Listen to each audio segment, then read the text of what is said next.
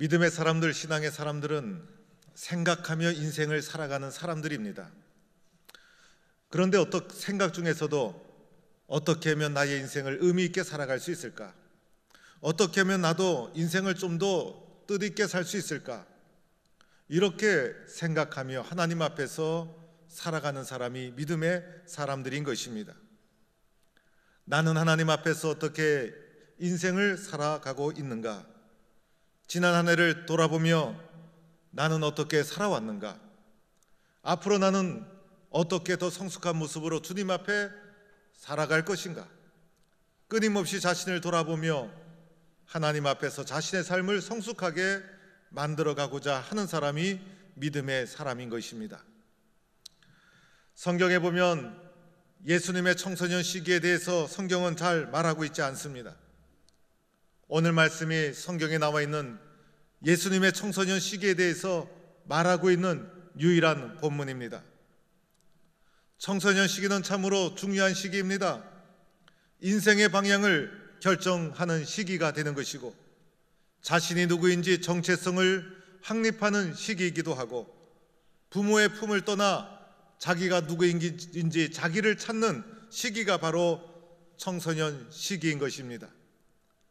청소년 시기를 잘 보내야 인생의 미래가 있는 것이고 인생의 모든 것을 잘 갖추고 방향을 결정하는 소중한 시기가 청소년 시기가 되는 것입니다.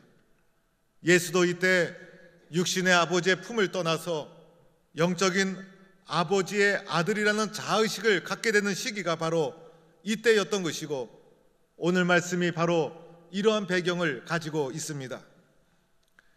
유대인들은 12살이 되면 성인으로 인정을 받아서 유대인이 지키는 절기를 지켜야만 했습니다. 예수님의 부모는 매년 유월절 절기를 성실하게 지키던 사람이었습니다. 예수가 12살 되던 해에 유월절을 지키기 위해서 드디어 처음으로 청소년 예수가 예루살렘을 가게 됩니다. 예루살렘에 처음 가게 된 시골 청소년 예수는 얼마나 마음이 두근거렸을까? 아마 출발하기 전날은 기대감에 잠을 이루지 못했을 것입니다. 두근거리는 마음으로 부모와 함께 예루살렘을 향하여 출발합니다. 예루살렘에 도착해 보니 시골하고는 완전히 다른 도시였습니다. 사람도 많이 모여 있었고 건물도 높고 많았고 시골과는 비교가 되지 않은 예루살렘 도시에 도착하게 됩니다. 예루살렘에 도착한 예수, 성전의 제사를 잘 드리게 됩니다. 성전에서 또한 유명한 율법사들의 강의도 듣게 됩니다. 예루살렘에서의 모든 일정을 잘 마치고 절기를 지킨 후에 이제 고향으로 돌아가게 됩니다. 유대인들은 순례길을 떠날 때 여자를 먼저 보내고 나서 남자가 조금 늦게 뒤따라가는 것이 그들의 문화였다고 합니다. 그러다 보니 아이가 때로는 엄마를 따라갔는지 아버지를 따라갔는지 모를 때가 있었던 것이고 가족만이 가는 것이 아니라 일가 친척 그리고 동네 사람 모두가 함께 모여 순례길을 출발했다 다녀오는 것이기 때문에 때로는 아이가 어디에 있는지 잘 모를 때가 있다는 것입니다. 하룻길을 간 후에 찾아보니 어린 예수가 보이지 않았습니다. 예수의 부모는 친척 중에 찾아봐도 없었던 것입니다. 동행하는 사람 중에 찾아봐도 예수가 없었어요. 아무리 찾아도 어린 예수를 찾을 수가 없었습니다. 찾다 할 수 없이 예루살렘으로 되돌아가야만 했습니다. 예루살렘에 도착해서 이틀을 더 찾아 헤매게 됩니다. 아무리 찾아도 예수가 없는 것이었습니다. 이때 부모의 심정이 얼마나 염려가 되고 두려웠을까? 얼마나 불안했을까? 혹시 잘못된 것은 아닐까? 유괴된 것은 아닐까? 별의별 걱정을 다하면서 예수를 찾다가 마침내 사흘이 되어서 예수를 비로소 만나게 됩니다.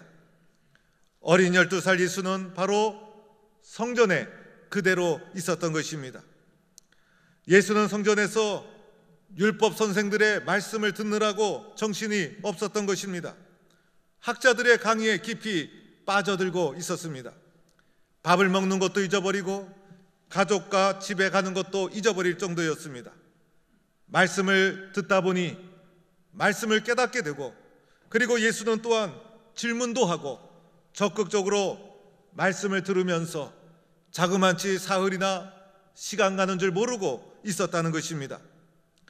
모여서 말씀 듣던 사람들, 어린 예수가 말씀을 얼마나 은혜스럽게 받아들이는지, 그리고 질문할 때 말씀을 보니 얼마나 지혜롭게 말하는지 어린 예수를 보고 다 놀라고 있었다는 것입니다. 사랑하는 성도 여러분, 오늘 예수님이 예루살렘을 떠나지 않은 이유가 있었죠. 말씀에 대한 열정 때문이었습니다. 사흘이나 부모를 만나지 않아도 두려움이나 염려가 그 속에 하나도 없었어요. 이유가 무엇이었습니까? 그의 마음속에 말씀이 있었기 때문이었다는 것입니다. 말씀을 잘 경청하고 적극적으로 말씀을 수용했어요. 말씀이 예수의 인격과 신앙을 형성하게 됩니다. 말씀을 듣다가 비로소 내 아버지 하나님이 계시다는 것을 알게 되고 말씀을 통해서 하나님을 만나게 됩니다. 이때가 정체성 확립의 가장 소중한 인생의 전환기라고 할 수 있는 이 시기에 예수는 바로 말씀을 듣고 말씀을 묻고, 그래서 그 말씀이 예수의 인생을 바꾸어 놓게 되었다는 것입니다. 여러분, 우리가 교회 나오는 이유가 무엇이죠? 교회 나오는 가장 본질적인 이유는 교회에 하나님의 말씀이 있기 때문인 것입니다. 말씀을 듣기 위해서 우리는 교회에 나오고 있는 것입니다. 예수님의 일생이 우리들에게 이것을 말해주고 있는 것입니다. 교회에서 가장 중요한 것이 무엇일까? 교회에서 가장 중요한 것은 바로 여러분들입니다. 교회는 사람이 없으면 의미가 없는 것이에요. 교회에서 가장 중요한 것은 바로 사람이라는 거예요. 그런데 그 사람의 심령 속에 하나님의 말씀이 채워져야 한다는 것입니다. 그래서 성도들은 영적으로 훌륭한 사람이 되어야 하는 것입니다. 우리 동북교회가 교회는 하나님의 은혜 가운데 성도들이 한마음이 되어서 잘 건축을 했습니다. 우리 동북교회를 모르는 사람은 포항에 아무도 없을 것입니다. 그런데 동북교회 보니 성도들의 말씀의 수준도 천찮고 영성도 부족하고, 그리고 기도하는 사람도 적고 신앙의 수준도 낮다고 생각해 보시기 바랍니다. 건물을 보고 교회를 평가하는 것이 아니라 사람을 보고 교회를 평가하게 되는 것입니다.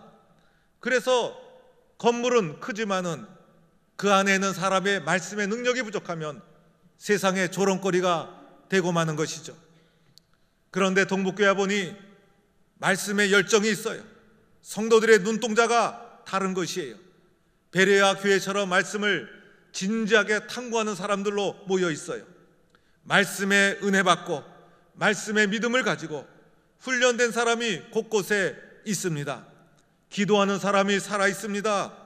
그러면 놀라운 역사가 일어날 것이고 세상이 두려워하는 하나님의 교회로 쓰여지게 된다는 것입니다. 우리는 예수를 영접하고 믿는 자가 되었어요. 믿는 자의 마음속에는 말씀이 들어 있어야 된다는 것입니다. 믿는 자는 말씀의 훈련을 잘 받아서 능력 있는 사람이 되어야 한다는 것이에요. 세상의 모든 문제는 말씀의 능력에서 크기가 결정되는 것이에요. 말씀의 뿌리가 깊고 능력이 있으면 세상에 두렵고 어려운 문제가 존재할 수가 없는 것이에요. 그러나 말씀의 뿌리가 약하면 작은 문제도 크게 보이는 것이고 연약한 교인으로 낙심될 수밖에 없다는 것입니다. 우리 교회는 말씀기도 양육, 알파 코스 1단계에서 4단계까지 양육 과정, 그리고 여러 성경 공부, 예배, 기도회가 있습니다. 매 시간마다 철저히 훈련을 받고 주님 나는 훈련받고 양육받아 말씀의 용사가 되어야 합니다. 그리고 예배 시간에도 말씀을 잘 경청해서 들을 때마다 아멘 아멘 하면서 나에게 주시는 말씀으로 수용을 하고, 그리고 기도도 열정적으로 기도하고 개인적으로도 끊임없이 말씀 묵상, 기도 생활, 그래서 말씀의 용사가 되어서 하나님이 마음 놓고 사용하는 능력 있는 성도로 세상을 변화시키는 하나님의 사람으로 쓰임받는 성도가 되기를 주의 이름으로 축원합니다. 이제 예수를 성전에서 사흘 만에 찾았으니 예수의 부모가 얼마나 반가웠겠어요. 그래서 예수의 어머니가 예수를 보자마자 아이야, 어찌하여 우리에게 이렇게 했느냐? 나와 내 아버지가 얼마나 너를 걱정하며 찾았는지 아느냐? 사흘이나 찾았으니 얼마나 속이 탔겠습니까? 그래서 어머니는 이렇게 근심하며 사흘 만에 찾은 예수를 반갑게 맞이합니다. 예수의 어머니는 참 인격적인 분이다, 이런 생각을 하게 됩니다. 그런데 예수님 뭐라고 대답하죠? 예수님께서 대답하시는 거, 어찌하여 나를 찾으셨나이까? 내가 내 아버지 집에 있어야 될 줄을 알지 못하셨나이까? 예수님의 말씀이 어린아이답지 않은 성숙한 모습이에요. 여러분 잘 생각해 보세요. 부모는 허둥댔지만은 예수님은 허둥대지 않았어요. 그러면서 예수가 내 아버지 집이라고 고백하죠. 무엇을 말합니까? 말씀을 듣는 중에 육신의 아버지도 있지만은 영적인 하나님 아버지가 있다는 것을 예수님이 깨달은 거예요. 그리고 그 하나님을 내 아버지 집이라고 부르고 있죠. 여러분, 내 아버지 집에 있으면 얼마나 편안합니까? 내 아버지 집에 있으면 불안하지가 않아요. 내 아버지 집에 있으면 염려가 없는 거예요. 그래서 내 아버지 집, 이렇게 표현하고 있는 거예요. 그러면서 이렇게 말하죠. 내가 내 아버지 집에 있어야 될 것을 알지 못했습니까? 이 말은 내 아버지 집에 있어야 됩니다라는 장소의 개념도 있지만은 내가 이제 내 아버지를 알고 내 아버지의 일을 해야 되지 않겠습니까? 라는 의미도 이 속에 담겨 있다는 것입니다. 12살 자신의 정체성을 확립해가는 소중한 시기에 예수님은 성전에서 말씀을 들으면서 말씀 중심, 내 아버지 집, 성전 중심의 믿음의 정체성을 뿌리내리고 있었다는 것입니다.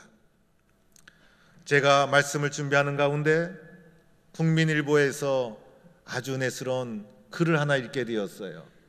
국민일보의 종교부 차장 되는 분이 자기 외할머니 장례식을 마치고 이제 할머니의 일생을 되돌아보며 글을 쓴 건데 저의 눈길이 그곳에 꽂히면서 제가 자세히 읽어보면서 저도 잔잔한 감동을 받았습니다. 자기 외할머니는 결혼한 지 3년 만에 남편이 한국전쟁 6.25 전쟁에 나가서 전사를 해서 자기 어머니가 맏딸이고 그리고 그 밑에 남동생이 있었는데 남동생은 유복자로 태어나서 그저 열심히 키웠는데도 몸이 약해서 시름시름 앓다가 40살에 그만 먼저 세상을 떠나고 말았다는 거예요. 그래서 평생 갑으로 사시면서 아들, 딸 키웠는데 아들은 먼저 천국 가고 자기 딸, 그러니까 이 글 쓴 사람의 입장에서는 자기 어머니 한 명을 키운 분이 자기 외할머니였다는 것입니다. 할머니가 사는 동네에 교회가 있었는데 할머니가 못 배우다 보니 교육열이 얼마나 강했는지 유치원에 자기 돌아가신 외삼촌과 자기 엄마를 일찍 보냈다는 거예요. 그러면서 교회와 가까이 지내면서 자기 어머니는 교회에서 운영하는 유치원에 다녔기 때문에 교회 안에서 신앙으로 성장해 왔고 할머니는 어찌된 일인지 교회 나오지 않다가 자기 어머니가 고등학교 다닐 때 늦게 교회를 나오기 시작하면서 그때부터 평생을 한 교회를 그 동네에서 잘 섬기면서 일생을 사셨다는 것입니다. 그 교회는 마을 사람들이 대부분 나오는 교회였대요. 그래서 마을 잔치나 교회 잔치나 비슷비슷했고 마을 사람들 문제 교회 문제였고 교회 문제가 마을 사람들 문제였고 그래서 마을 사람들이 그렇게 모이다 보니 이 사람들이 다 가족 같은 사람들이었다는 거예요. 그래서 교회 일에 다 열심 내고 동네 일에도 열심 내고 그리고 서로가 집안마다 숟가락이 몇 개인지 저 집에 무슨 일이 일어났는지 서로가 오랫동안 한 교회를 섬기면서 잘 알고 있어가지고 사소한 일도 서로가 다 나누고 사소한 일 갖고 서로가 의존하고 그러면서 살아가는 동네였다는 거예요. 그런데 할머니는 교회 일에 참 열심이었대요. 교회 일에 얼마나 충성했는지 교회도 제일 먼저 달려가고, 그리고 목사님이 신방 갑시다 이러면 한 번도 거절한 적이 없었다는 거예요. 교회 봉사도 누구보다도 열심히 참 내었고, 내일처럼 교회를 섬기고 내일처럼 성도들을 살펴주는 할머니 권사님이셨다는 거예요. 목사님이 신방 가자 해도 거절한 적 없고, 또 교회 나와서 목사님께 인사하고 나서는 목사님 손을 꼭 잡고 그 손을 자기 얼굴에 비비대면서 어린아이처럼 기뻐하셨던 할머니의 모습을 쭉 써놨더라고요.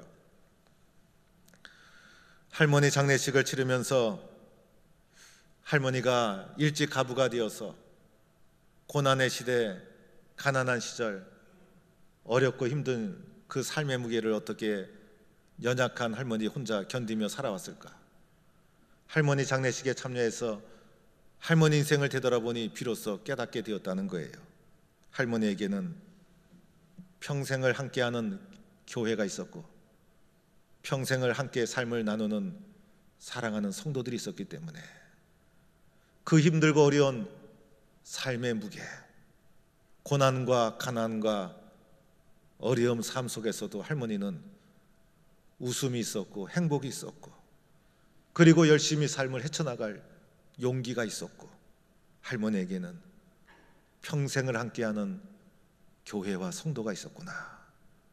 그래서 우리 할머니의 삶은 행복한 삶이고 복 있는 삶을 사셨다. 그러면서 동시에 오늘 교회는 가족이 되고 있는가? 이런 질문을 던지는 잔잔한 감동을 주는 글이었습니다. 사랑하는 성도 여러분, 연말이 되면 저에게 가끔 전화를 한다든지 목사님 만납시다 하시는 성도들이 있어요. 그런데 다른 때는 괜찮은데 제가 교회를 수년간 섬기면서 오랜 연수가 쌓이면서 연말이 되어서 갑자기 성도들이 저를 찾아오고 전화가 오면 제 가슴에 기쁨이 솟아오기보다도 무슨 일이 일어날 것인가, 뭐 때문에 만나자 하는 것인가, 염려하는 마음이 더 크게 올라오는 것을 느끼게 되었어요. 만나보면 안 그런 분도 있지만은 대부분이 목사님 올해는 봉사를 그만 쉬겠습니다. 목사님 다른 사람한테 일을 맡겨줬으면 좋겠습니다. 목사님 올해는 구역장 여러 가지 사정 때문에 내려놓겠습니다. 이렇게 말하는 분들을 만나게 됩니다. 그러면 저는 그분을 달래주고 열심으로 충성할 것을 격려하고 기도해주고 돌려보냅니다. 그런데 가끔 더 힘든 분을 만날 때가 있어요. 그것은 교회에서 이런 속상한 일이 있었어요, 또는 이런 일이 있었어요, 이런 일 때문에 여러 가지 핑계를 대면서 교회를 떠나겠다는 사람을 만나게 됩니다. 교회를 떠나겠다 이렇게 말하는 사람, 담임 목사가 제일 무서워하는 사람이에요. 그런 분을 만나게 되면 제가 마음이 답답하고, 그분이 말할 때 그분의 말이 귀에 잘 들어오질 않아요. 그분의 말이 제 귀에 잘 들어오지 않고, 그런 말을 듣는 순간부터 제 마음속에는 하나님이 저에게 이런 마음을 주세요. 김 목사야, 내가 얼마나 목회를 못했으면 양들이 떠나느냐. 김 목사야, 내가 얼마나 기도를 안 했으면, 내가 얼마나 사랑하지 못했으면 양들이 떠나느냐. 물론 그분은 여러 가지 상황을 얘기해요. 그런데 그 말을 듣는 담임 목사의 심정은 모두가 내 탓이요 라는 심정이 되면서 마음이 까맣게 타들어가고 너무너무 힘든 경우를 만나게 됩니다. 그래서 성도님, 동북교회 떠나지 마시고 계속 저와 함께 신앙생활 합시다. 여러 가지로 권면을 합니다. 권면을 하는데 그분이 예하면 은혜스럽게 대화가 다 끝나는데, 그분이 이제 아무리 권면을 해도 고집이 굽히지 않아요. 그렇게 되면 제 마음속에는 은근히 섭섭한 마음이 들어오고, 그때부터 저도 사람인지라 은근히 화가 나기 시작합니다. 그래서 그 성도님께, 성도님, 동북교회 떠나면 행복한 줄 아십니까? 동북교회 떠나면 심리가 뭡니까? 오리도 못 가서 발병 날 수 있습니다. 그리고 동북교회 떠나면 눈물을 흘리며 후회하게 될 것입니다. 우리 동북교회가 얼마나 은혜스러운 교회입니까? 우리 교회 같은 교회 절대 만나지 못할 것입니다. 제가 새벽마다 우리 교회 떠난 집사님 행복하게 신앙생활 하면 안 된다고 기도할지도 모릅니다. 절대로 떠나지 마십시오라고 얘기하고 싶지만은 속으로만 말합니다. 그러면서 권면하고 기도하고 함께 신앙생활할 것을 권면하고 돌려보냅니다. 오늘날 한국교회 문제 중에 하나가 쉽게 교회를 옮기는 거예요. 다퉜다고, 속상하다고, 갈등이 일어났다고 쉽게 교회를 옮기면서 자기 중심으로 교회를 옮기게 됩니다. 그런데 한국교회를 오늘 만든 것은 일생을 통해서 한 교회를 섬겼던 충성스러운 그 충성심이 오늘 한국교회의 바탕이 되었다는 사실을 기억하셔야 합니다. 우리나라는 유교와 불교와 그리고 무속신앙으로 점철된 이 나라 이민족 위에 복음이 전해지고 교회가 세워졌을 때 이 교회를 건강하게 세우기 위해서는 교회를 평생을 통해서 섬기는 일꾼들이 필요했던 거예요.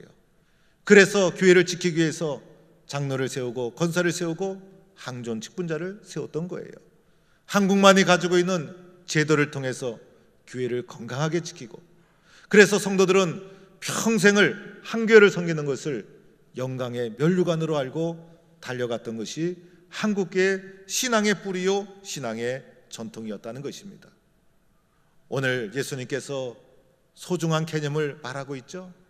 내 아버지 집, 성전은 내 아버지 집이라는 거예요. 내가 섬기는 이 교회가 내 아버지 집이다.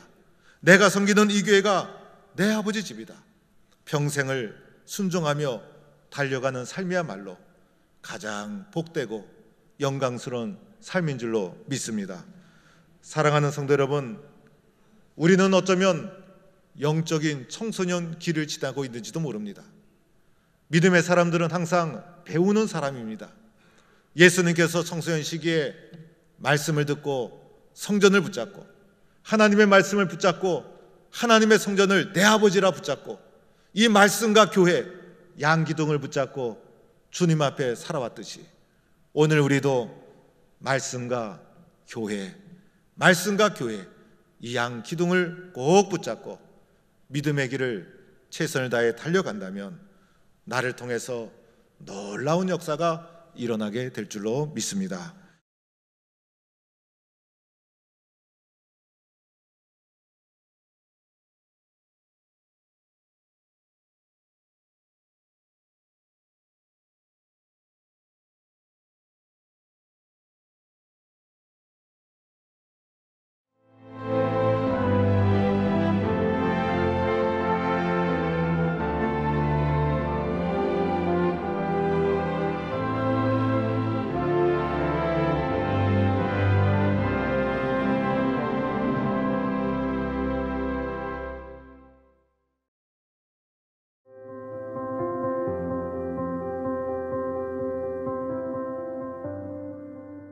당신은 우리를 당신을 향해서 살도록 창조하셨으므로 우리 마음이 당신 안에서 안식할 때까지는 편안하지 않습니다.